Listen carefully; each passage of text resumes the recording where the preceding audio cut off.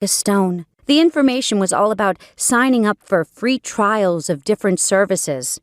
So far, so good. The big catch? You had to recommend them all to your friends. And if they didn't sign up, you didn't get paid. Ugh! Needless to say, this was not what I was expecting.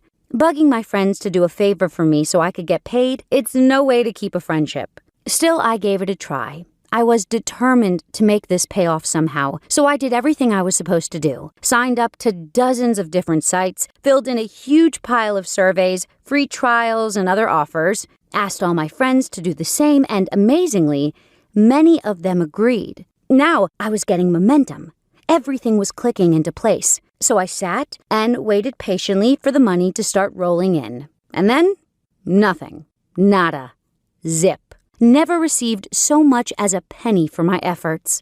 Turns out there was some small print about a payment threshold. Whatever. I couldn't believe it. I was so discouraged, felt let down, cheated. What a ripoff. How could they get away with promising such lies? I did everything they told me, yet all I ended up with was a lighter purse and lousy eye strain from staring at so many surveys.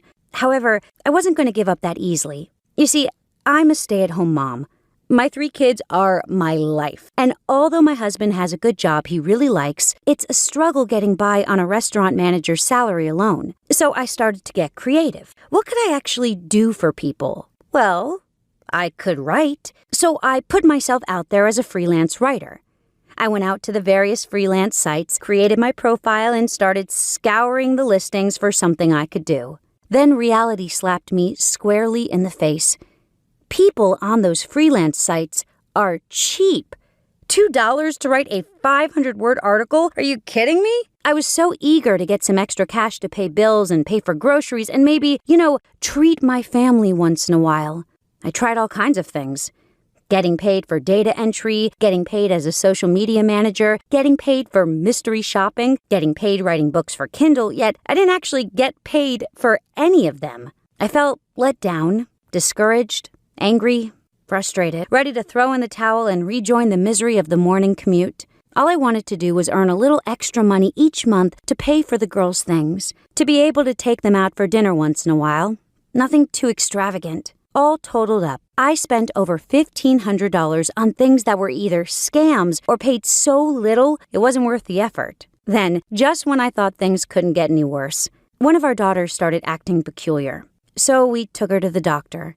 The jury's still out yet, but they think she may have autism. There are no words for what a heartbreak that was. Of course, the first of many medical bills hits our mailbox. I couldn't look, so my husband opened it. The bill came to $8,550.27. Even though we had health insurance, we still had to pay the deductible, which was $7,500. Plus now, we have to start hiring a therapist, tests, checkups, a special diet. $7,500 we didn't have. Charlie, I think it might be time for me to start looking for a second job, my husband Dave said. My heart sank. Call me selfish, but I need my husband around, especially right now. That night, I cried myself to sleep. I didn't know what to do. When Dave came home after the restaurant closed, we had a long talk. It went way into the early morning. The last thing he said as he turned out the lights was, "We'll figure it out, baby doll." The next few days were stressful. I continued to try to find something I could do at home, something which would help in a meaningful way. Then suddenly, Dave comes home all excited. He had an idea. It seems someone quit at the restaurant. She told Dave the reason she was quitting was she was making really good money from home working online. Dave said he didn't want to lose her, so he tried to match what she was making. She said, "Dave, you're a great boss, but there's no way you can match $300 for doing only a couple hours of work a day." His mouth dropped. He couldn't believe it.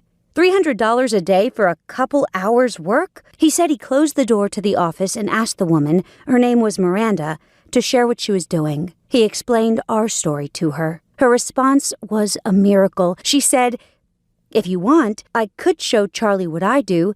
Just have her give me a call and we'll set something up." A few days later, Miranda and I met at the local Waffle House. Just her, me, and her laptop. Miranda showed me her PayPal statement. Some days she made $100, a couple of times she made $500. Usually it was just $300 to $400. Yet she swore she never worked more than 3 hours a day. She gave me new hope.